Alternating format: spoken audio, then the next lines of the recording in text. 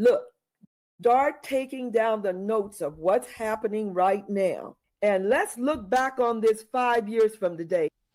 Urge loud and clear, Dr. Young. Future Trustee Ford of 5 years later, reporting for duty. This season on Unraveling Education. A global pandemic, sinister agendas, money grabs, leaked emails, unhinged board meetings, evil superintendents, failed leadership, community activism, amateur editing, way too many bad words, cats, and a whole lot of shit they never wanted you to know. The new season begins right now. Hello, is this thing on? I'm Danielle Ford, former trustee of the Clark County School District, the 5th largest in the country, where I spent 4 years pulling at loose threads and uncovering what was really happening behind the scenes. Now, I'm a newly elected member of the Nevada Board of Education, which means that instead of just exposing dysfunction in one school district, I have a front row seat to how education policies are being made at the state level. But don't get it twisted. This podcast is completely independent of my role on the state board. What I say here is based on my own experience, my own research, and my own perspective. And if you think that season 1 uncovered some shocking truths, just wait. Because what happened in 2020 wasn't just a crisis, it was an opportunity. And certain people made sure to take full advantage of it. This season, we're going deep into the pandemic era. The school closures, the fear, the power grabs, the policies that weren't about public health, but about control. The players who made their moves while the rest of us were distracted. Some of what I discovered back then didn't make sense to me at the time, but now the full picture is clear. And once you see it, you can't unsee it. The last Storytime episode left off in late 2019 after attending some conferences that on the surface were about school board governance, but what I saw was something else entirely. It was a network. Superintendents, governance coaches, think tanks, all hitting the same message, that elected school boards are a problem. That the real power should be in the hands of the superintendent with as few checks and balances as possible. At the time, I saw the pieces, but I didn't fully understand how they fit together. Then the pandemic hit, and suddenly everything that they had been pushing for started happening right in front of me. At the end of 2019, there was also another major event that happened. It was involving the allocation of $500 million and the dismantling of a well-loved, successful school, Global High School. But I'm going to skip that for now, and I'm going to circle back, not because it's unimportant, but because it only fully made sense to me after seeing how things played out during COVID. We'll thoroughly cover those events in this episode and the upcoming episodes, and then we are going to return to Global High School with all the necessary context. Unraveling Education is an independent podcast, which means that it's entirely funded by people like you who want to support this work. If you want to help keep these episodes coming, please consider sponsoring at unravelingeducation.com/sponsor. You can also support by subscribing on YouTube, Apple Podcast, or Spotify, or wherever you get your podcasts. And if you want more people to hear this episode, really quick, hit share and post it wherever you social media the most. Okay, before we get into it, I want to lay down a couple disclaimers because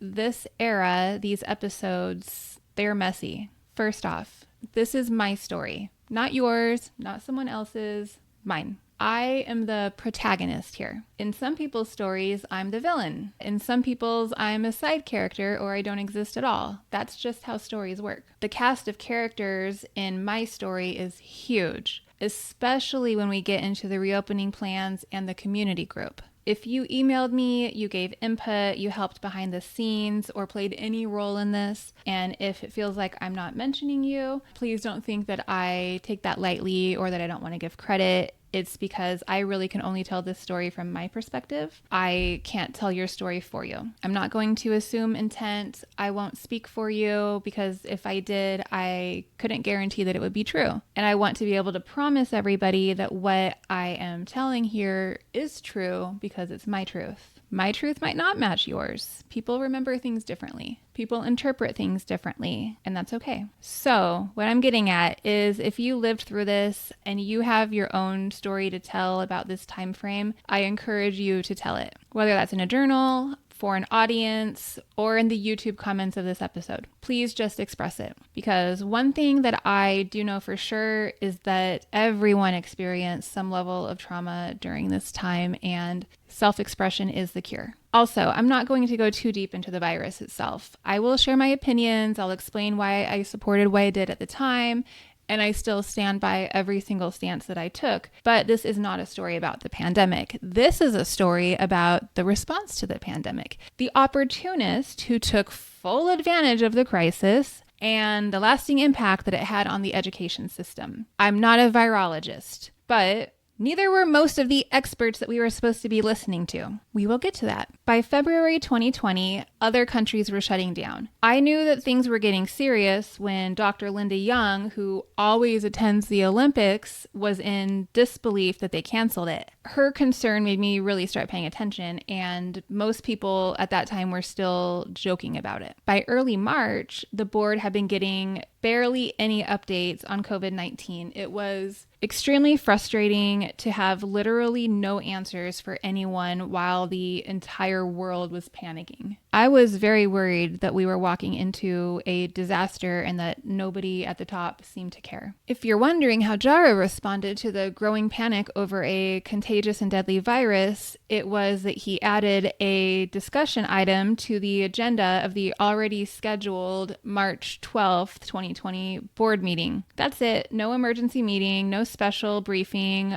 just a regular board meeting where we would just talk about it. By March 11th, the day before that meeting, everything was moving very fast. Entire school districts and cities were shutting down. Countries that were just a couple weeks ahead of us in the outbreak were going into full lockdowns. No one really knew how the virus spread, but it was clear that waiting too long to act was going to be a disaster. And yet, instead of making any real decisions, Jara was planning to pack the entire school board, his cabinet, central administrators, public health officials, teachers from dozens of schools, parents, media, and anyone from the public who wanted to speak into a single poorly ventilated room to discuss a deadly virus that we still didn't fully understand. I emailed Jara immediately requesting that we cancel the in-person meeting and hold it virtually instead. I also included some key points that I felt we needed to discuss. Here's what my email said. Superintendent Jara, I'd like to share my thoughts regarding the COVID-19 issue. We should cancel our board meeting tomorrow night. I suggest setting it up for everyone to attend virtually and reschedule as soon as possible. I go into the fact that CCSD has a history of not reacting appropriately and preventatively, and instead, after it's too late, reacting impulsively and excessively. I say that I want all of the trustees to be included in all future discussions and planning around COVID-19. I say we need to remove any punishments for our employees for using sick leave and remove the rule that if teachers use more than 5 days, they lose their personal days. We need to start allowing parents to keep their kids home without consequences if they choose to. And we need to think about supporting families during the transition time if it happens that we have to close down schools. I say one idea is keeping some schools open in a safe key-like style for students who aren't showing symptoms and whose parents still have to work. I say the wise thing to do is cancel tomorrow's meeting, but if it's still on, I will be participating via phone. And look, regardless of opinions, at this point in time, we didn't know anything, okay? And ignoring all the information that we had and just moving forward with barely any information was objectively reckless and stupid. But reckless and stupid was very on brand for Jara and most of the board, so really nothing that unfolded during the pandemic or in these next episodes should come as a surprise to anybody. Here's what Jara had to say back. Good morning, Trustee Ford. The experts do not feel that canceling the board meeting is warranted at this time. As superintendent, it is not within my role and responsibility to cancel publicly scheduled board meetings. That is the role of the president of the board, Ms. Lola Brooks. Then he goes on to say that he's been working around the clock with all the experts and blah, blah, blah, blah. To remind everybody, this is March 12th. When everything was crazy and countries were closing and they just didn't think it was warranted to close. Okay. I'm getting a million questions about it from everybody, so I posted an update about this on my Facebook page. When I say that the district was not communicating with the community, I mean, it was zero. No updates. There was no clarity, just silence. I didn't have all the answers either, but at the very least, I felt like I could keep people informed about what I was doing or what I was trying to do. All right, March 12th, 2020. It's the meeting that everyone has been waiting for. The district was finally being forced to address COVID. It is the most well-attended board meeting I had ever seen at this point. If there was ever going to be a plan, this was the moment. Everyone was waiting for it. Everyone who was anyone was there. Well, everyone except me. While they packed into a poorly ventilated room to discuss a virus that we still didn't fully understand, I was eating Thai food from my bed. If not for the, deadly pandemic, I would have been living my best life. I called into the meeting, which, by the way, was always an option and common practice for board members to do, and I still cannot believe that I was the only one who thought it was a good idea at this point to call into this meeting. So first, we are informed that earlier in the day, the governor declared a state of emergency. Everything is shifting by the hour. It's unpredictable. But despite that, CCSD reassures us that the Southern Nevada Health District doesn't think it's emergent enough to close schools. Jara references a handful of school districts that are still open. He insists that he won't shut down schools without a plan in place. And apparently, before he makes that decision, he's going to need data proving that the virus can spread in schools. For example, he suggests studying how students interact at lunchtime by observing the cafeterias to determine risk. Yes, studying the cafeterias. Now here's a picture of a standard CCSD high school at lunch, by the way. If you are listening on an audio platform, kids are packed in like sardines. And now let me play for you what most of the board was focused on as their solution to the deadly pandemic: hand washing and sanitation. I take this very seriously, but the flu is very serious. The fact that many people are killed in car accidents every day is very serious. And there are things that individuals can do to make as many of those chances go away as possible. So hand washing is your first defense on this. And it doesn't even need to be antimicrobial soap, just soap and that. And knowing how long and how to wash your hands. So it may be one of those things that if we have a very old, probably 1950s movie on hand washing, maybe we could utilize that for all of our classrooms as a quick reminder for our staff and children. I find it to be, at this time, given the facts that we have, to use the most hygienic protocols that we can to continue to keep our schools a safe environment where we can control it. And also communicate with our parents to help them be educated on good hygiene practices and those basics that can be done cheaply and often. And it's just good practice that will serve them throughout their life as far as being healthy. Oh, and they say since they know that a lot of CCSD schools don't even have soap, we could solve that by asking parents to donate whatever random cleaning supplies they have under their sinks. And just for funsies, because this is hilarious, I have to show it to you. Here is teacher Sarah Comroe's public comment and feelings about that. One more person tells me to wash my hands, I am going to lose my mind completely. Bro, when Sarah said that, I legit almost spit out my pineapple fried rice. Of course, the only trustees showing actual concern were me and the Lindas. Here are some things that they had to say. First of all, this is an emergency. This is not to be taken lightly. I'm just saying to our people out there, you don't have to panic, but you do need to be diligent. This does spread, and it has no name other than, COVID-19, but they don't know. I've been following this for 8 weeks. As some of you may know, I'm an Olympic junkie, planning on going to Tokyo for the 2020 Olympic. We heard them cancel that out once I saw what was happening in Wuhan, China, okay? You need to give some space between you and other people, because that's how this spreads. You all are doing a great job, but you don't know either. All the people at the state level and internationally, they don't know. So I'm not going to even ask you those questions. You just don't know, and nobody else does. I am going to say that this is a learning opportunity. This is an opportunity for students and for staff and people to learn. I do feel we need to monitor this very carefully. I would be, and I'm very concerned about staff. I'm concerned about teachers in the classroom. I'm concerned, and I am certainly concerned about our substitute teachers who are trying to relieve teachers. We've got to find a way to see what we can do to expedite, make sure things are taken care of quickly. We can't lay back and wait until we kind of figure it all out. It's too late. We've got to move this very quickly. And the vaccine is a year to a year and a half out. Okay, this is not a short-term process here. I don't think this is going to clean up in about 2 to 3 months. I don't. It's my personal opinion. I think it will go underground a little bit during the summer and come back out with the full vengeance somewhere in September, October. I truly do. That's my feeling about that. I didn't even put my reservation in where I normally go to the Grand Caymans for September. I didn't even put that in. I'm not getting on any planes. I'm not getting on planes. I'm not getting on buses. I'm not getting on any of those. I'm saying this is rather, not to scare people, dangerous. In all my experiences, it's very dangerous. My final comment is that the sign of a good leader, and we hope we're good leaders, the sign of a good leader is how you respond in times of crisis.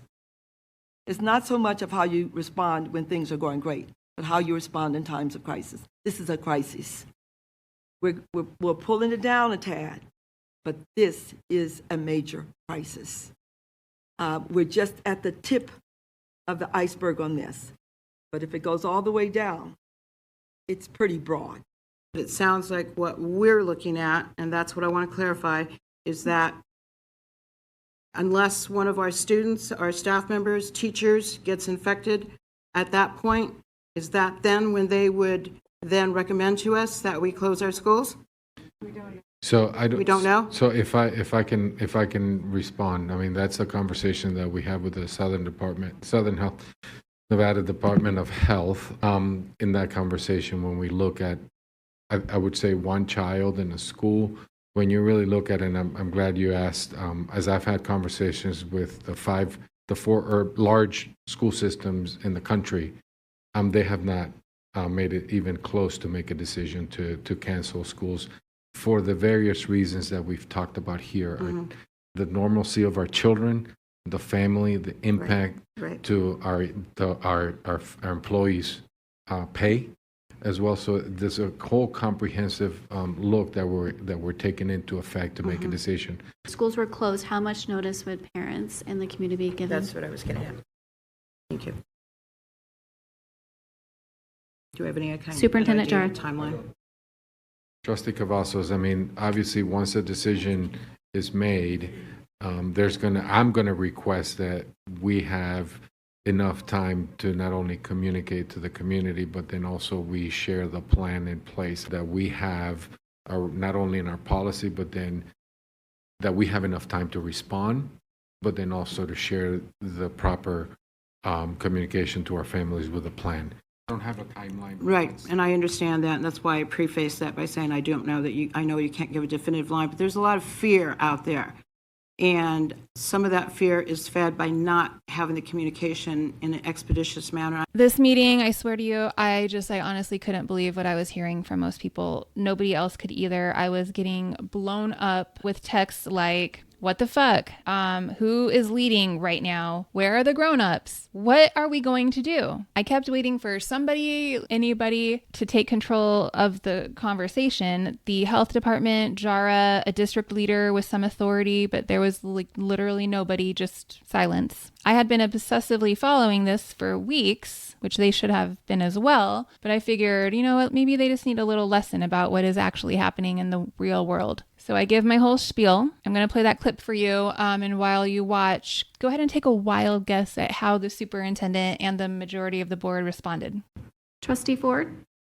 Thank you for the presentation that was given. I do wish that there had been information included in the presentation about things like how this virus spreads, how it's spread in other countries, and what we learned from other countries.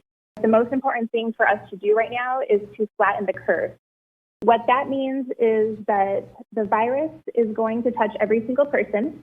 People are saying it's just like the flu, don't freak out, and that's relatively true because the virus itself is not the threat. The threat is everyone getting it at the same time. So Italy has completely closed down. Doctors and nurses there are having to choose now who to save and who to let die. And that is because they did not take appropriate measures quick enough to have a chance to flatten that curve. But we can now learn from their mistakes. We've, gotten a lot of information right now. I don't feel like we have a set in stone plan. I don't think we're gonna get a set in stone plan in enough time to make a difference. And there really is no perfect solution. If we keep the schools open, then we risk the virus spreading throughout all the schools. Right now in that room, there are employees of at least 10 different schools at that board meeting, and I'm really hoping that nobody is carrying the virus because it could be carried into schools throughout the entire city by tomorrow, and nobody would show symptoms for a week, and they would continue to infect more people, and we're going to have a situation like Italy. I had a parent reach out to me today, and this is what she said. She said, I'm paraphrasing, but my husband is a doctor, and he's treating people with the coronavirus every day. Then he comes home and he spends time with my kids who go to school the next day. I want to keep my kids home to be safe, but I don't want them to get punished for it. So if we were to close schools completely, then we risk the virus spreading through the community. And if we don't give any options for childcare for working parents, then it will spread from kids, mostly teenagers, going out in public instead of being at school. That's actually exactly what happened with H1N1 and why it spread.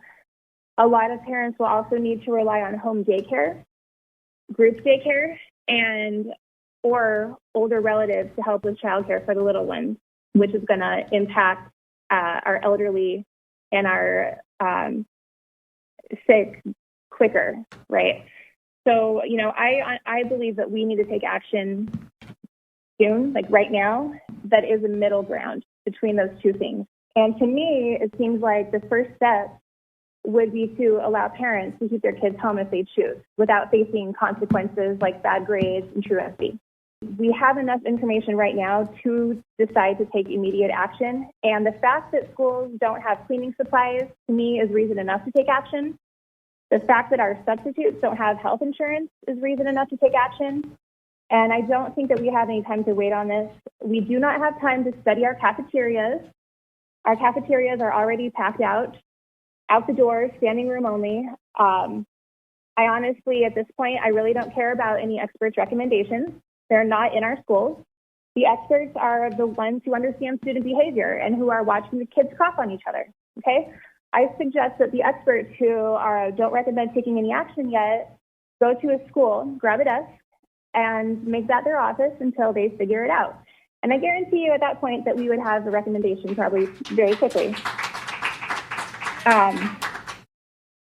On top of that, I believe that right now our responsibility shifts, especially now that we're in a state of emergency, from educating students to keeping them healthy. And so we all need to agree that safety will come before everything else, before grades, before star ratings, before the interests of the casinos and the business community.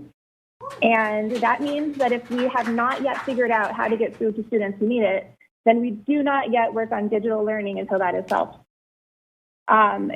We do know that healthy children and healthy adults can carry the virus and infect other people, especially the immune compromised. And we are going to need to come together as a community right now, declare that we don't want to learn from other countries' mistakes, and take care of our students, staff, and families during this time. We need to ensure that nobody is spreading the virus, that all students who get their only daily meal from the cafeteria are still eating, and that all of our staff gets paid, which includes our substitutes, our long-term subs and our vacancy subs, as well as support staff and any teachers or staff who are regularly relying on extra duty pay. So, you know, the solution, the things that we are thinking about, like how can we make kids stay 2 feet apart, and how are we going to get them to school? Should we use public transit? These are the wrong questions. The right questions are how can we ensure that everybody stays healthy or as healthy, and how can we ensure that this virus spreads as slowly as possible, knowing that it will, but how can we slow it down, and what is the immediate action that we can take that's going to get us closer to that result? So that's where I am with it. I might want to chime in a little bit later after I hear some other trustees, but I think that we need to be more responsible and work collectively in the best interest of everyone's health. Thank you. Thank you, Trustee Ford. All right, so you caught that part that I said about the real risk being people dying from regular things, right? Like we all heard me say that, right? Well, if you guessed that Jara and the board responded with, hey, thanks for that insightful, empathetic, forward-thinking, and thoroughly researched comment, Trustee Ford, let's talk more about that, then you lose 5 points. If you guessed that they rolled their eyes and accused me of fear-mongering, 10 points for you. This meeting was very long and exhausting, even for those of us participating from the comfort of our beds with Thai food. I'm skipping a lot, but the key takeaway is that Jara made it clear that schools were not closing anytime soon, and if that changed, the public would get plenty of notice. By the way, if anybody ever wants to do a deep dive on pandemic governance, this meeting should be a case study. Every CCSD board meeting is archived on EduVision, so you can just Google CCSD EduVision and the meeting date, March 12th, 2020, to get the full story, to see the whole thing that's like 6 hours long. Oh, and by the way, that meeting was a Thursday night. Oh my gosh. All right, so here's what Friday looked like. The day after the board meeting, by morning, more and more schools across the country were announcing closures. It had officially hit the tipping point. Parents, teachers, staff, and students were flooding our inboxes, desperate for answers. If I had to summarize every email and message in one sentence, it would be, okay, we know Jara wants to study cafeterias and collect data before making decisions, but come the fuck on. This is unrealistic. We all know it's just a matter of time. Can we get some direction here? Jara was getting the same emails. He knew that everybody was panicked. His response? He doubled down on his comments from the night before about not closing down. He sent a district-wide email blasting it out to all staff and parents, reassuring them that schools would absolutely remain open. Not might stay open, not we are monitoring the situation, please stand by, not we are preparing for multiple possibilities. Nope, he said directly that closing schools wasn't even a possibility. There was nothing to prepare for. See you Monday. Meanwhile, on the ground, principals and teachers knew that school closures were inevitable. They wanted to prepare. They wanted to make sure that students had what they needed in case schools shut down over the weekend. But Jara was not just keeping schools open, he was actively preventing them from preparing for closure. Jara would tell his deputy, who then told the regionals, who told the associates, who told the principals, who told the educators and the staff, do not prepare. No fear-mongering. No taking materials home just in case. No sending books or Chromebooks home with students. No discussing what might happen. Everything was to remain business as usual. And if a principal or a teacher did try to prepare, they were going to be in trouble.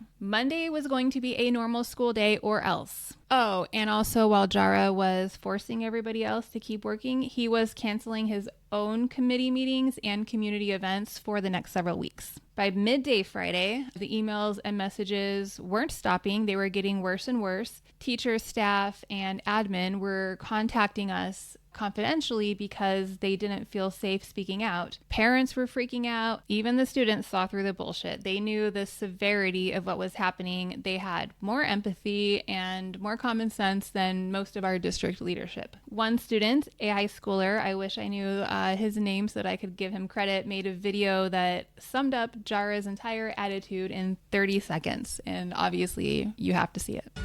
Hello there. I'm the Superintendent Jesus Hara. Here at CCSD, safety is our #1 priority. To us, not your kids. Personally, fuck your kids.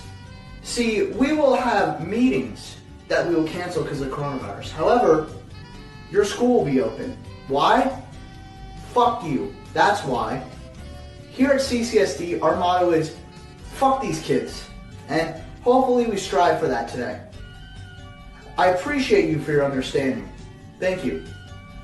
That kid's going places. At this point, I was getting frequent updates behind the scenes. All of the trustees were. The problem is that we were being told not to share the information with the public. I was literally arguing with Jara, saying, let teachers and staff stay home if they don't feel safe. At least let parents make the choice for their kids to keep them home without repercussions. At the very least, could CCSD issue some kind of update? His answer is still no, not the right move. That's not necessary yet. I disagreed, so I started posting. I said on March 13th, I'm choosing to keep my kids home from school starting on Monday. As a parent, I have a responsibility to do what's right for my family. As a citizen, I have a responsibility to do what's right for everyone else. I'm choosing to be proactive and be part of the solution instead of the problem, and I'm not waiting on an okay from the school district, the state, the Wizard of Oz, or anyone else. Even the conservative parent groups, many of whom later were very opposed to distance learning, they were at that point thanking me for standing up for parents and parents' choice. Meanwhile, CCSD was pretending like nothing was even happening.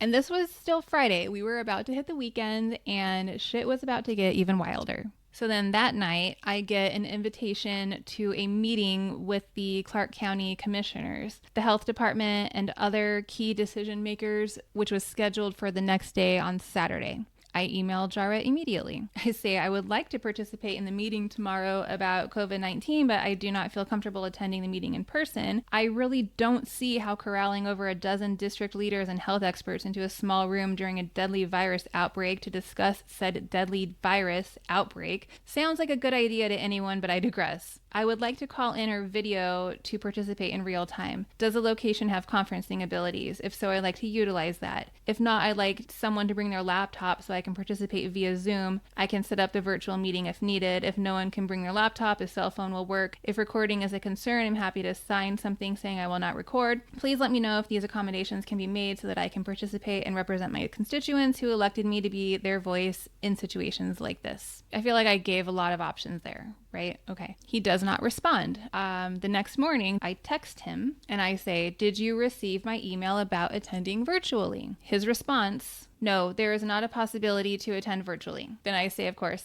okay, I'm going to remember that next week when all of our leaders who refuse to practice social distancing are all under quarantine. Here's an article to share with the health experts. And then I sent him a Diane Ravitch article that had actual data and science in it. So after that meeting, Jara calls me with an update and I document everything he says verbatim. The second that we hang up, I grab my phone and I call Channel 13. At this point, I'm thinking more people than just my Facebook followers need to hear what Jara just told me. And honestly, I should not even be doing this. Like, I was already juggling my role as a trustee, trying to engage with my constituents, trying to inform the public as much as possible, trying to communicate what's happening inside CCSD, like all these things that are not my job, but somehow I'm the only one doing them. So anyway, I call the news and I'm thinking like, if I have information that impacts the entire community, I'm not just gonna bury it on my personal or trustee Facebook page. We do the interview. I say exactly what I want to say. I'm thinking like, cool, I said it.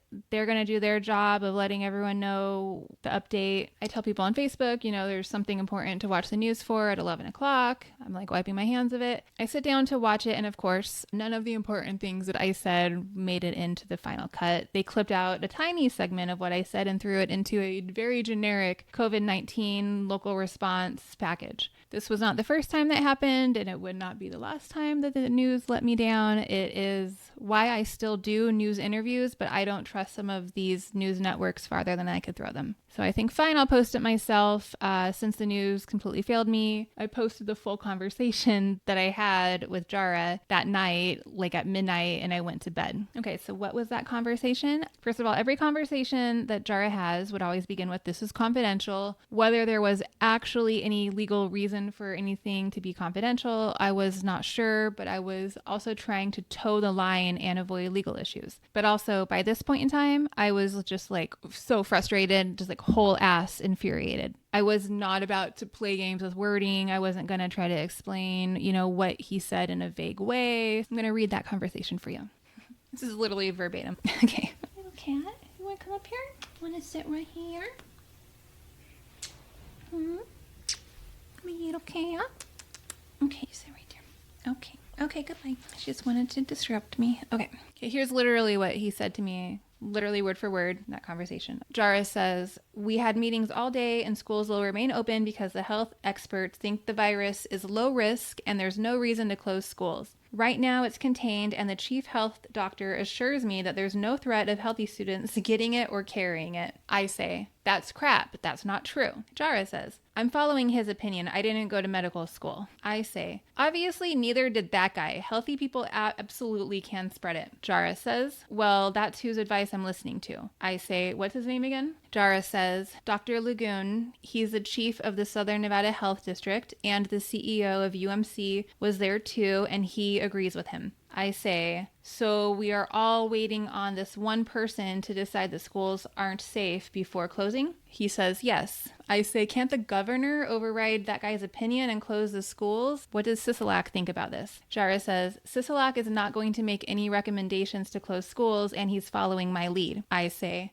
"So the governor is following your lead and you're following Dr. Lagoon's lead, which means that the person everyone should put pressure on is him." I say, "Okay, well, this is stupid and I'm going to call the news and give an interview." And Jara says, "Okay." Then he continues, "We're still working on a plan to ensure that test scores are..." And then I cut him off. Oh my God, I don't care about test scores at all. Test scores don't matter right now. Seriously, are you serious? Oh my God, I actually am so frustrated and I don't even want to talk to you right now, like at all. I don't even want to talk to you. I don't want to talk to you. Goodbye. That was our conversation. First thing in the morning, after I had posted that conversation, my phone rings. It's a number that I don't recognize, and normally I never answer unknown numbers, but these were drastic times. I say, "Hello." It's a representative from Governor Steve Sisolak's office. They tell me that they saw my Facebook post and the governor wants to confirm that what I posted was true. And listen, I swear to you that I did not try to stir up the drama between Jara and the governor. But once I realized I was holding the spoon, I may have stirred just a little bit faster. So they tell me, before Governor Sisolak takes any action, he wants to confirm with you that what Jara said is actually true, that the governor is waiting on Jara's orders. I'm like, "Oh, he sure did. He sure did." I'm like, I wrote it down exactly as he was saying it. I swear on my life. I swear on my dog. I would not just make that up. I would never swear on my dog. He can FaceTime me right now if he wants to. I will tell the governor to his face that it's true. The person on the other end pauses for a second and he goes, "Okay, that is all that we needed to hear." I'm like, wait, so what are you going to do? They respond, they're keeping calm to the point. "The governor is prepared to handle the situation and we will be calling a press conference soon." I'm like, oh snap. Okay. Jara's going to be so pissed. I am impatiently waiting for what is about to go down. Sisolak's office puts out a quick press release, which is hilarious once you know the backstory. It's a seemingly standard note and then a final line that says, "Superintendent Jara will also be in attendance." It might have well as ended with, "Cause I'm the boss." Sisolak holds a press conference and now everybody knows that schools, all Nevada schools, are officially closed. March 17th, 2020, a Tuesday. Jara's had some time, to reflect, to process, to really think through any mistakes that may have been made. I receive an email that has an attachment, which is an official memo, an official CCSD memo on official CCSD letterhead. Oh, fancy. What did I do to deserve this red carpet treatment? Let's take a peek. Oh, shock of all shocks. Jara blames me for causing chaos. Yeah, it's me. Hi, I'm the problem. It's me. Not the guy who absolutely refused to prepare for closures. Not the guy telling principals that they would be in trouble for planning ahead. Not the guy who literally said the governor was waiting on his direction. Nope, it's me. I'm the bad guy for saying out loud the bad things that Jara was actually doing. So we're going to read that entire memo together, as well as my response to Jara, because fuck him very much. Okay, you ready for this? This is an official superintendent interoffice memorandum directed to me. As superintendent of schools in Clark County and chief executive officer, I am responsible for the management and care of 320,000 students and 42,000 employees in our organization. Since my arrival, I have worked hard to build a collaborative relationship with the Board of Trustees in order to improve student achievement for all of our students. The past 10 days have been very intense in Clark County, dealing with a worldwide unprecedented virus. As superintendent, I serve as the education member of the Regional Policy Group, representing the interests of our students, employees, and families. This group is also responsible for the health and welfare of the entire community, representing over 2 million citizens in Clark County. My duty to keep trustees informed and maintain a professional and collaborative relationship is critical for the success of our students. Unfortunately, in the last 5 days, in the performance of your official duties, you decided to act on your own and govern via social media, Twitter and Facebook, during one of the most difficult and trying times in our country. In a time when community leaders are needed to demonstrate calm and professional leadership, in my opinion, you chose to act inappropriately by publicizing our sensitive private conversations on social media without my knowledge or consent. This is a clear violation of trust and demonstrates unprofessionalism as an elected official. Because of your conduct, and in an effort to maintain a professional working relationship with you,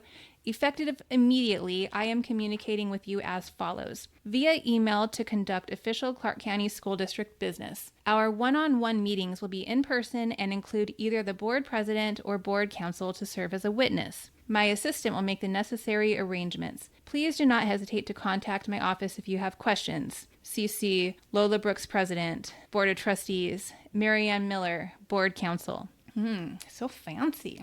This is the fanciest thing Jara ever gave me. Okay. Here's my response to Superintendent Jara. Superintendent Jara, I'm writing you as an individual trustee, an elected official, and one of your 7 bosses. I think your idea to have us communicate only with an eyewitness is a fabulous idea. In fact, if you recall, it was originally proposed by me. There have been several he said, she said situations that have occurred since coming onto the board and have continued to happen. In my submission for your evaluation, I cited that you have continually lied to the trustees and you seem to only share information that is pertinent to furthering your agenda, regardless on the effects of others. There have been many instances over the past year that led me to requesting a board liaison or a witness present during our one-on-one meetings. You declined, stating that you would not allow it. I'm happy you figured out a way to make this happen. I'll be sure to keep this in mind during your upcoming evaluation. On to the current situation. I feel that your lack of action put our 320,000 students, 42,000 employees, and all 2 million residents of Clark County and the city of Las Vegas at risk. I have no regrets with the actions I took, and I will continue to keep the public informed as much as I can if I think their health and safety is being jeopardized. I feel the group trusted to make decisions was not acting timely, nor in the best interest of public health. Furthermore, I believe if I did not take the actions I took, that same group of people, including yourself, would have allowed our schools to remain open longer, thus exposing not only our students but all of Clark County and Las Vegas to COVID-19. There's an obvious pattern here. You make poor decisions and then accuse others of acting unprofessionally. You may recall these instances: open schools, open doors, the termination of the dean's position, Title I changes, questionable use of taxpayer funds for your personal wellness, the snow day, and presently the handling of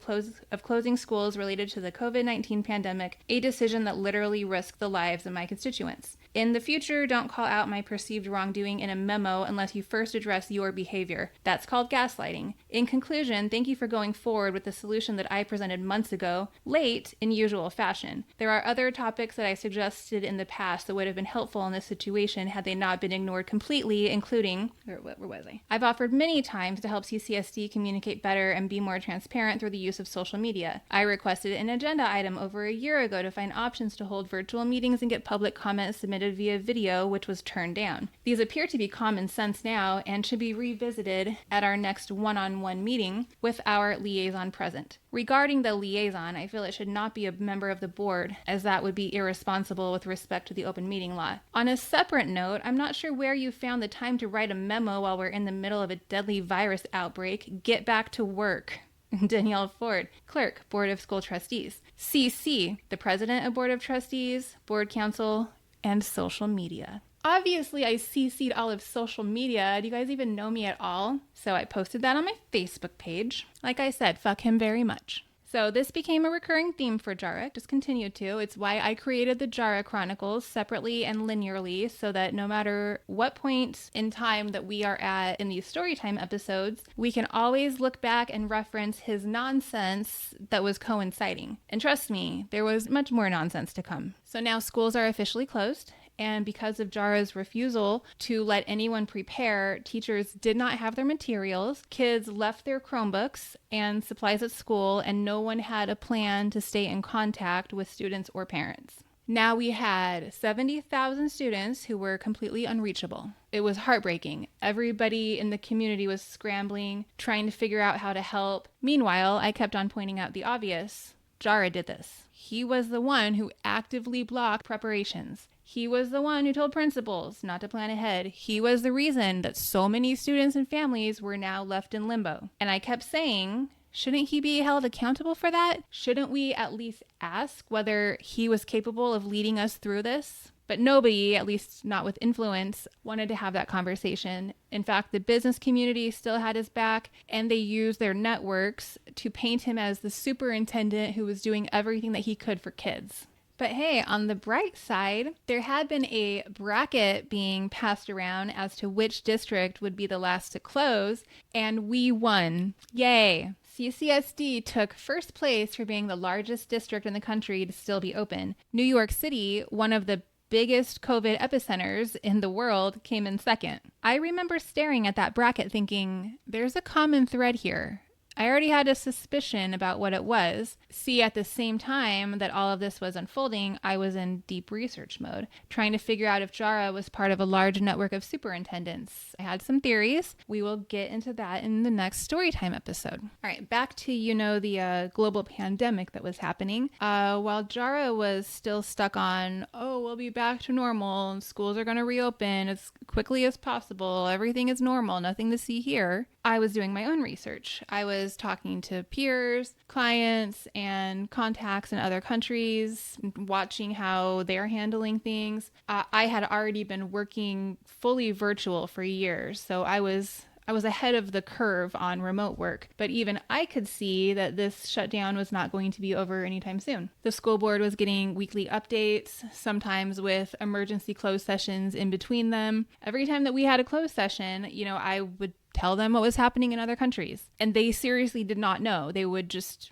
they weren't researching, they weren't doing anything. They're living in I don't even know. It's crazy. At first, I would just share what I was seeing. I'd say, hey, Israel is doing this. New Zealand is doing this. And their response was always the same. Yeah, but we are listening to the experts. We're listening to the health professionals. So then I switched strategies, and instead of just telling them what was happening, I started calling them out. I would say, what are your thoughts on what's happening in Italy? Silence, because they did not know. And instead of saying, we don't know, do you know? Or even, maybe we should research that, they would just respond with, fear-mongering isn't helpful. Oh, and BT dubs, when I say they, I mean the majority of the board in Jara. I'm not referring to any of Jara's staff. From day one, Jara's staff was not allowed to have their own opinions. They had to follow the exact talking points that Jara gave them. I knew this. It's just what it was. Meanwhile, the Lindas and I were fully aligned. We were pushing back as hard as we could.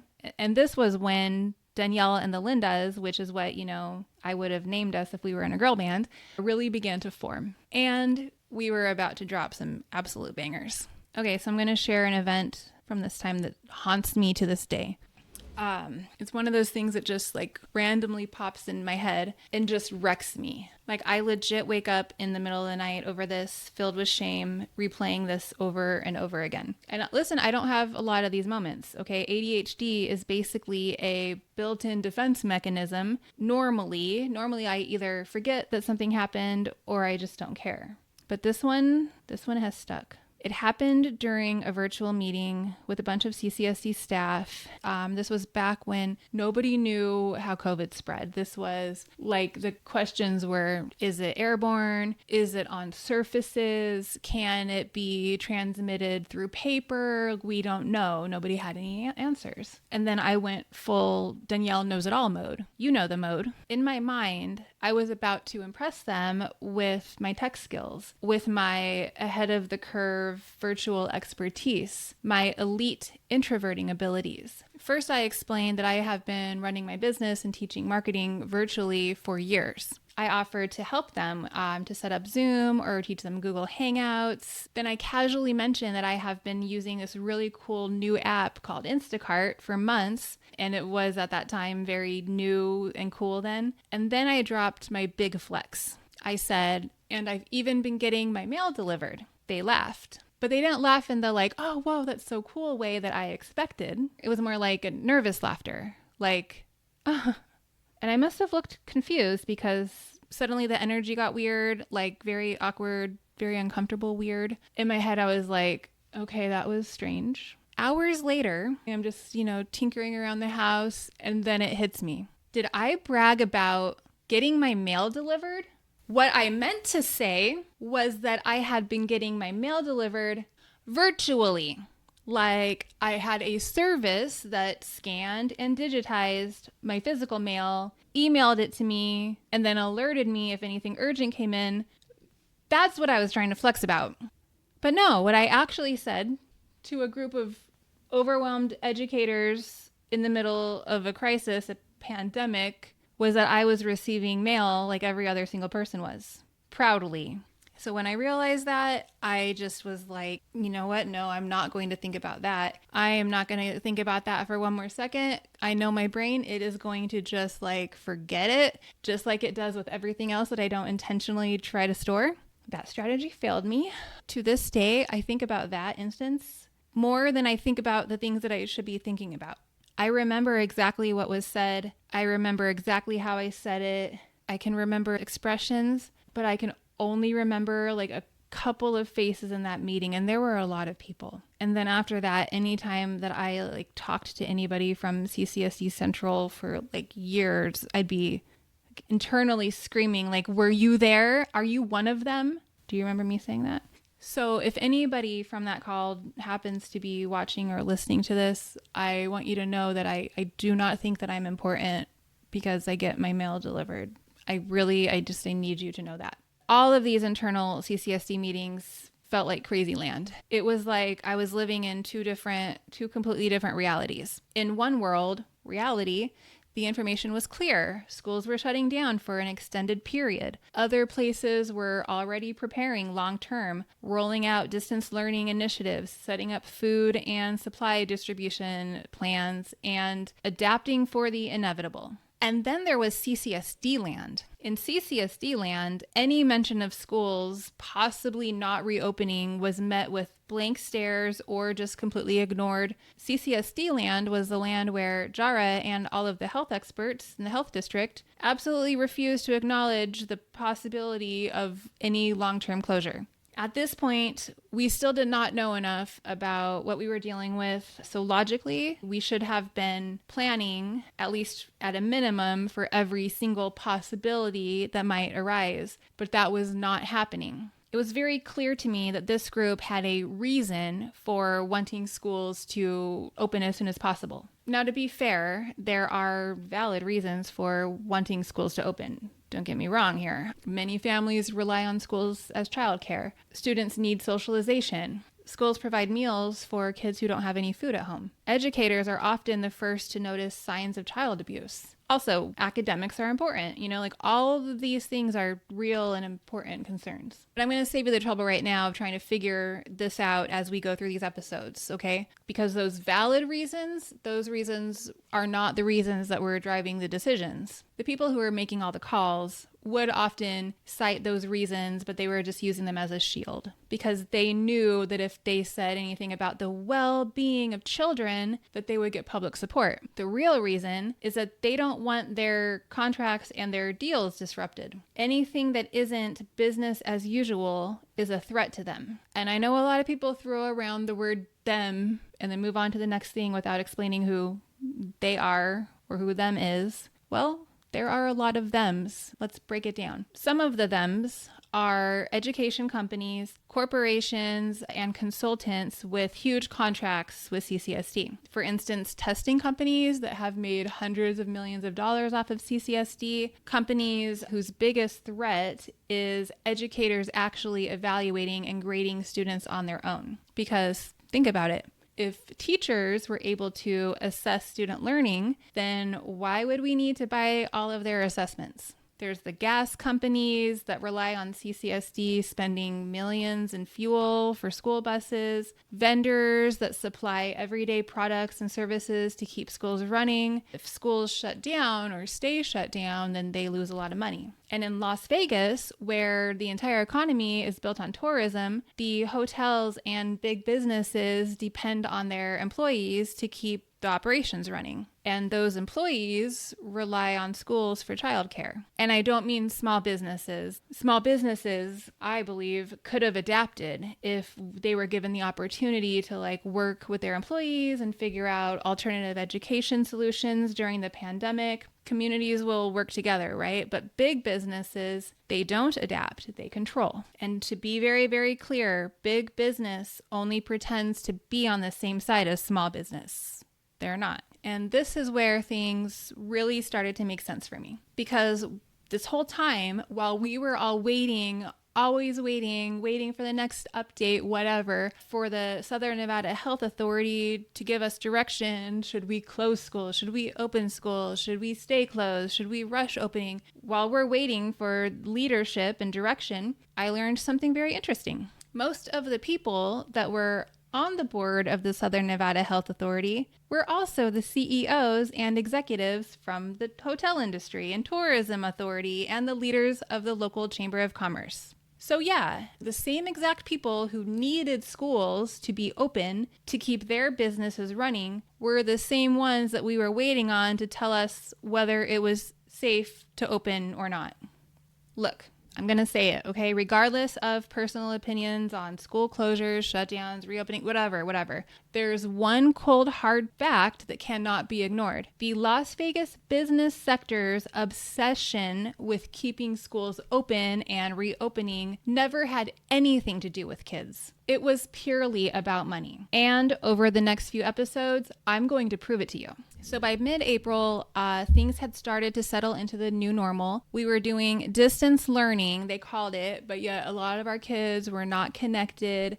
There was no real plan. Oh, and by the way, Jara told all educators and principals not to teach any new information. He called it equity. He said that if some kids weren't getting education, then the other kids that are connected shouldn't get it either. That is not equity. We will have more conversations about that in the future. There's just so many things Jara failed at that it's just really hard to keep track of it all, but we're gonna, okay? So anyway, we're in the new normal. Schools are closed. The community was doing its best to adapt. And nationwide, the general sentiment was, teachers are heroes. Please take my kids back. We are so sorry we didn't appreciate you. But while the public was adjusting and praising educators, behind the scenes, something else was happening.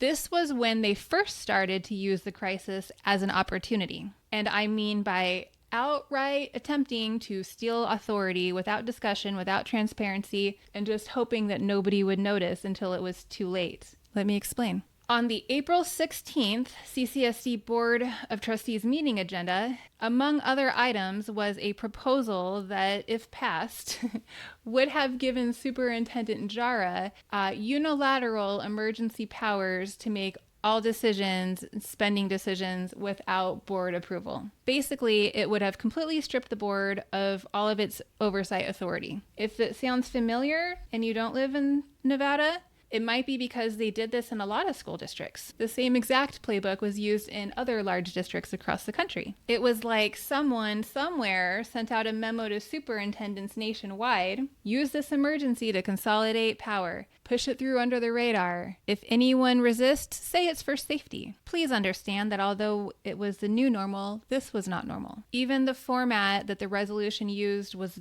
weird. It completely lacked the standard header and formatting and date that would always come with a typical board resolution. There were lines for all 7 trustees' signatures to be included, even though that was completely unnecessary. Normally, only the board president and the clerk sign official documents per NRS and contracts. I was the clerk at that time. There was never anything that needed all 7 signatures, ever. At the meeting, President Brooks, who her name was on it and who it appeared to be brought from, when asked about it, she admitted that she had never seen it before. So if it didn't come from Lola, where did it come from? And if it wasn't formatted for CCSD, who wrote it and formatted it, it sure as hell didn't come from the normal channels. The logical conclusion is that Jara was behind it. Once I realized that, I started thinking if they're doing this in CCSD, they're doing it in other places. This was not just a CCSD problem. This was a coordinated effort.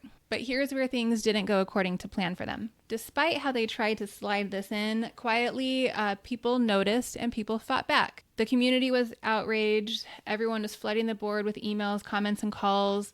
Specifically, the unions were upset because part of it would give JARA complete control of all negotiations without board approval. They ended up removing that portion of it when the meeting started. But then they wanted still, Lola and Jara and our attorney wanted still the board to give complete purchasing power and decision-making power to Jara during the crisis, because it was a crisis, they said. And this ended up not passing. I'm going to tell you what happened for it to not pass. But even though it didn't pass, they kept trying things like this the entire time. We'll talk more about that because we're just at the very beginning right now. But this was not the first attempt to take away the board's power. This was only their first practice try. Over the next several months, they would re-strategize, reword, and attempt multiple times to strip power away from the board and the public, and then in some cases they succeeded. This was like a professional handling. This was like masterminding. But let me be clear, not everybody who was making these shady moves was operating at that same level of thinking. Some were strategic, some were opportunistic, and some were trustee Deanna Wright. Deanna Wright is one of those people that after meeting and talking to her, you think, wow, that lady could hide her own Easter eggs. You see, what happened is all of the board members thankfully had concerns with the resolution and said, we don't want to do this. There's no reason for this. But then trustee Deanna Wright chimed in and explained that, yes, she also had some concerns with the resolution as presented, but she had a suggestion for a fix. Her brilliant fix was, instead of outright giving Jara full authority as, I can't even say it I can't even keep a straight face. It's so fucking stupid. Her brilliant fix was that instead of outright saying that we give Jara full authority, what we can do is she suggests that we tweak the wording so that Jara would automatically be given full authority only if 4 or more trustees became incapacitated at the same time. Ma'am. I quickly chimed in to say, and I quote myself, that doesn't make me feel much better. If we did that, if we agreed that Jara can have full authority only if 4 of us are incapacitated, I would be sleeping with one eye open. Thankfully, that didn't pass. My goodness. Now, at that moment, teachers were still being praised. Parents and communities were still grateful for the work that they're doing. People were saying, educators are heroes. We should have appreciated them more. We will never, ever take teachers for granted again. I actually had hope at this time, you guys. Like, I did. If you look back on my Facebook there's a lot of hopeful memes. You know, I was thinking this could be a turning point. Education might finally start being valued. Maybe teachers will finally get the respect and the support that they deserve. We all know by now that I was wrong. It did not take long at all for the narrative to shift, for the people that everybody was calling heroes to suddenly become expendable and villainized. To witness the way that teachers are being treated now is just beyond disappointing. I don't really have any more words for it, just disappointing. I'm going to play for you my comments from that April 16th meeting so that you can see how hopeful I was. And in the next Storytime episode, you'll witness me basically have my hopes crushed. I hope that when we plan for a new normal of teaching and learning, that we can remember what mattered when everything was on fire, that we remember that it was our support staff who kept the district afloat, who maintained our investments in our buildings, who kept our students fed, that our teachers and our principals rose to the occasion, and they were able to push through a very steep technological learning curve and successfully make contact with over 250,000 students. They had very, very little instruction, very little support, and they had to be creative and innovative to make this happen. So I really hope that we remember later on when we're trying to figure out how to recover from this and how to support our students and our staff mentally and how to close those achievement gaps that will be even larger, that we remember that we have the talent within CCSD to solve these complex problems. I hope that we can put more trust in our employees and that we open up seats at the table for anybody who wants to be part of that conversation. And I think that we should start including those people in the brainstorming and planning process for, the new normal. We start including them like right now. First off, do you remember what I had said over a month before in that March meeting about the threat not being the virus, but the real threat being the strain on hospitals and the medical professionals, which could lead to people dying of non-COVID related things like not receiving their regular medical treatments, right? I said that. Sometimes it's not fun to be right.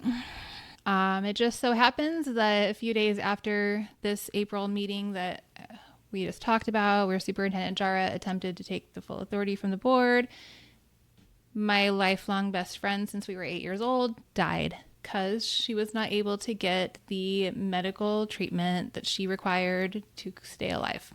I could say many things about Courtney, but since we're going through this linearly, I think it makes sense that I will share, I guess, in memorial, what I wrote about her at that time in my Facebook post. Okay. She was my first business partner.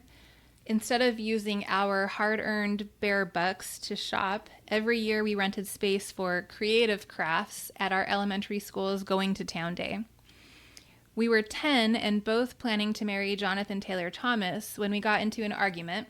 To enact my revenge, I wrote, "Courtney loves Corey," the boy that she hated but who loved her, on her JTT poster, and she punched me in the face and broke my glasses. We made up 5 minutes later. She sometimes stayed the weekend with me at my grandma's house. When we got older, Courtney told me that one of her favorite childhood memories was my grandma serving us Pepsi and Oreos in bed. The release of Clueless was a real game changer for us. Knee socks became our go-to style for every activity, including bowling. We were 15, had just got our driving permits, and decided that 2 permits equals 1 license.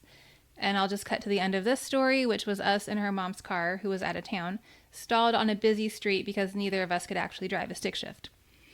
Freshman year, we didn't have dates to the homecoming dance, so we went as a triple with our friend Richard.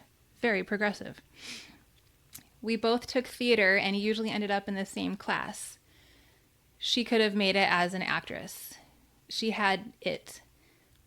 Whatever it is. She lit up her environment, whether it was a room or a stage. Me and her were the only 2 grown-ass women who knew the words to every single Weird Al Yankovic song because we obsessed over every album that he released.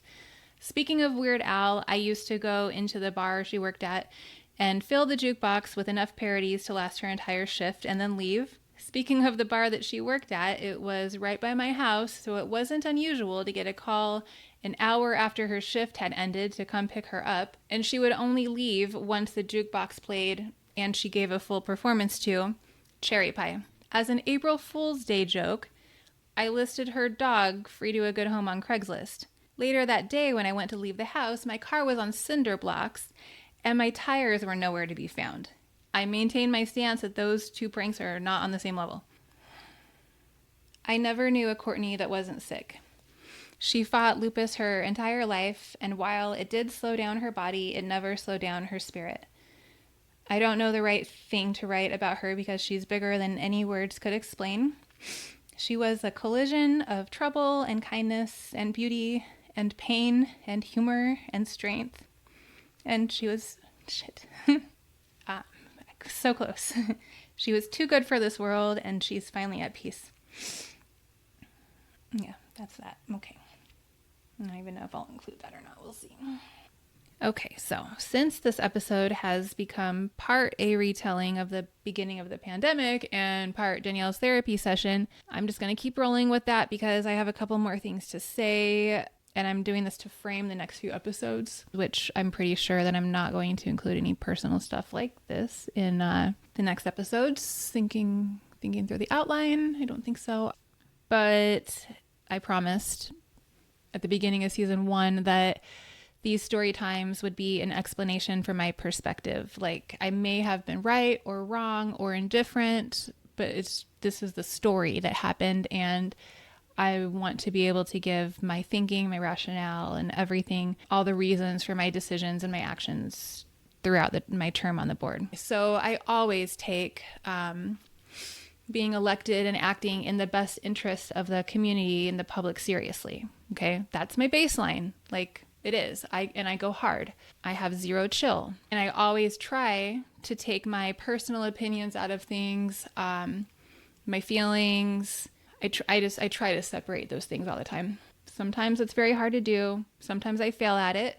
You know, I'm a human. I have my own opinions and biases and emotions, and sometimes shit happens or whatever. But I do aim to stay in a very non-emotional, nonpartisan space while I'm in my role as an elected official. In my friend groups, in my personal work, in my podcast, not always so much, okay? But when I'm there acting, making decisions, speaking in the public in that role, that's always what I'm aiming for. Just like take me out of it and be logical as much as possible. So a lot of people don't know that even before the pandemic hit, I was already deep into therapy for a series of traumatic events. I was also really sick from toxic mold exposure. I also had many personal issues going on with my family and my children. And I had months before been officially diagnosed with dissociation. I was barely starting to learn about dissociation and beginning to work through it when the pandemic hit. Looking back now, being on the other side of dissociation, not completely recovered, but out of what I can only describe as your mind being trapped in a mason jar, separated from everything, and everything is just kind of faint and unclear, everything besides your thoughts. If anyone knows dissociation, I think this would make sense to you. I don't really know, but it's like your thoughts are clear, but they're hard to hold on to because they're just like jammed in this jar with you, and they're the only things that you can access, but they're just like everywhere, and like you're drowning in them.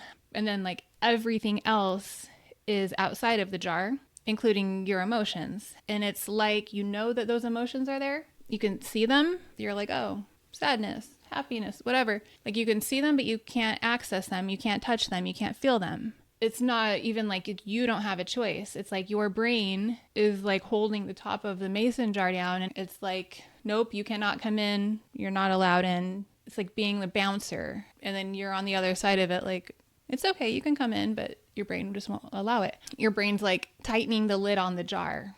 Dissociation, it causes you to run on logic only because it's the only thing you can access. Most people do not realize that they're dissociated, by the way. It can happen from a single traumatic event, or it can sneak up on you. I already knew that I had complex PTSD. That was old news. I've been in therapy my whole life. It's why my dog is a service animal, not my ADHD from my complex PTSD. In short, unaddressed trauma can lead to PTSD. Unaddressed PTSD can lead to dissociation. And it's rare to realize that you are dissociated on your own.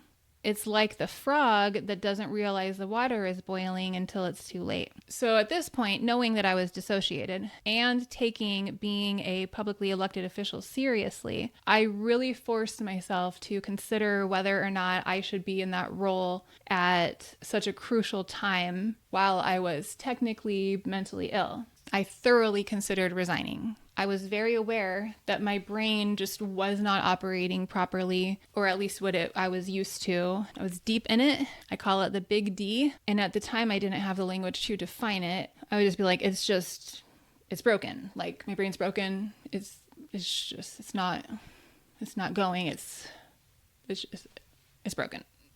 I don't know. But at the same time, I felt like I had a strong grasp on what was going on in CCSD and with our governance and the corruption happening and the pandemic. And even though I wasn't feeling my own emotions, I could see that I had the emotions, but I could also fully understand everyone else's emotions because I wasn't affected by my own emotions.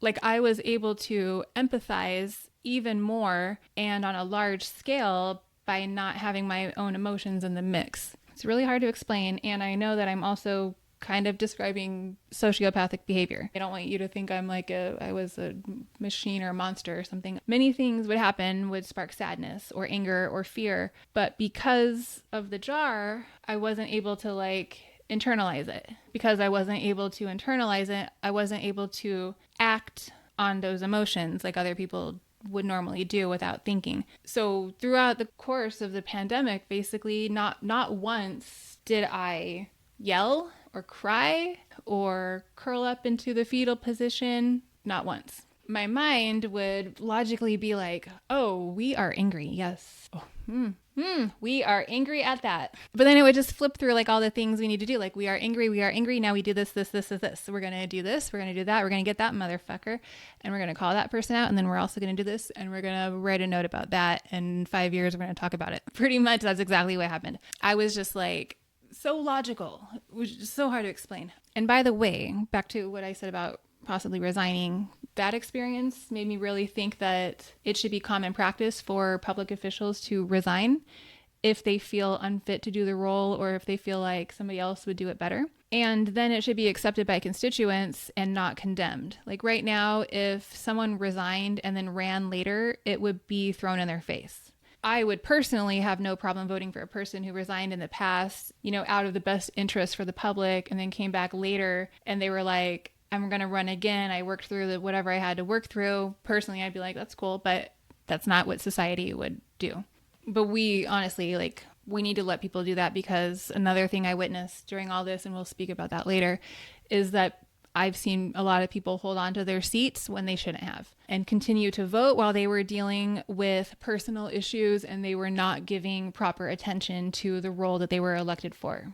That is just a sidebar thing that I just wanted to put out there. So obviously I didn't talk about any of this then because that would be silly. I know the stigmas around mental health. And at the time when I was thinking about resigning and I was researching dissociation and if you're able to, do work well or whatever, I actually came across a lot of stories. It's kind of like a phenomenon. A lot of people who had been dissociated and then later on they're telling a story similar to what I'm telling. And they're saying that they could remember feeling the way that I felt and that they were able to do important work at that time, even better than before they were dissociated. And they're also saying that in reflecting back, that the work that they did at the time when they were dissociated was some of their best work.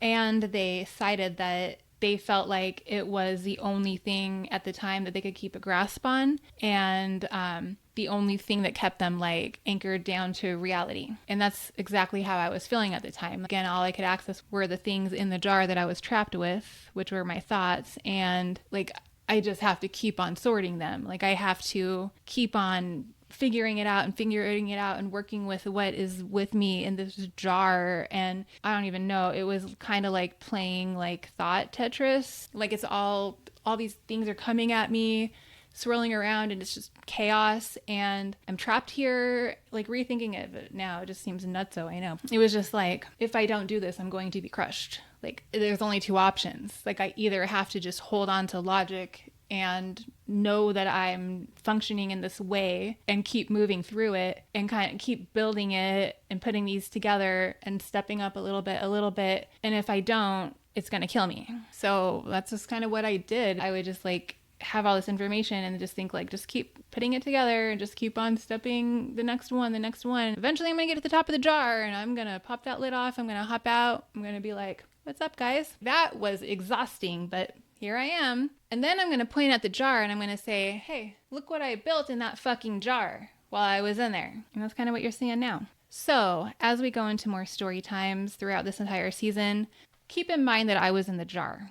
If it seems like I just did not give a fuck about anything, it's because I didn't. Everything was just logical. I saw the emotions and then I led with the emotions, but it was all because it was the right thing to do. I made friends. I built really important relationships. I brought the community together. It was beautiful. We'll talk about that in more episodes, you know, and not because of the lovey-dovey aspect or because I wanted any type of recognition or whatever. It was just, this was what had to be done. Logically, this is what we need to do. This is the solution, okay? I got into fights. I pissed off lots of people. I ruined my reputation in at least 8 different ways. I named influential people who prefer to stay in the shadows and do their business behind the scenes. I had targets put on my back. I filed ethics complaints against trustees and the superintendent. I was sued by the superintendent. I was slut-shamed by union leaders. I had multiple news networks running hit pieces against me. And when I tell you that I did not give a fuck, I mean that 100%. I wasn't doing it to be disruptive or to be a rebel. Those things were just what had to get done. It was the solution, at least in my mind, okay? Nothing mattered. Not the praise when things went right. Not the criticism when it went wrong. Not fear, not pride, not joy, nothing. The phrase no fucks given literally applied to me, literally. I told you earlier, I have no regrets, right? Like, I hope that right now I'm in better mental health. I hope that if the same thing went down, that I would do the same thing. It's hard to say. You never know how you're going to react in crisis or whatever. But I legit have no regrets. Fuck them. Like, do not care. The last thing I'll say is that although I would not wish dissociation or the big D on anybody, in hindsight, I think it was a blessing. If there's ever a time for your brain to go into overprotective drive and guard you from the harsh realities of the world and your own emotions that would probably kill you if you could feel them, that's the time for that to happen. So while I don't ever want to experience the big D again, at least not dissociation, at the time, it was my superpower. Maybe she's born with it. Maybe it's dissociation. Either way, it got the job done. The next Storytime episode is when things really start unraveling. We will go deeper into the agendas behind the educational decisions during the pandemic, reopening plans, national networks, money grabs, missed opportunities, and the failures of leadership that left an entire district running on fear. But this isn't just my story. We all have an early pandemic story. Drop yours in the comments if you feel like it. I would really love to hear it. If you're getting value from this podcast and you want to help keep the stories coming, you can become a sponsor at unravelingeducation.com. It really helps to speed up production. Thank you so much. Everything helps. Another easy way to help is to share the episode on social media, wherever you use social media the hardest. Subscribe on YouTube, Apple Podcasts, and Spotify. You're going to want to do that because the next one is really going to connect some dots that you are not going to want to miss. I hope you enjoyed the episode. I look forward to the rest of the season, and I thank you for being part of my story. Rosabelle Leanne Ford, you say hello right now. You say hello to your fans. Say hello. Hello, fans. That's a good wave.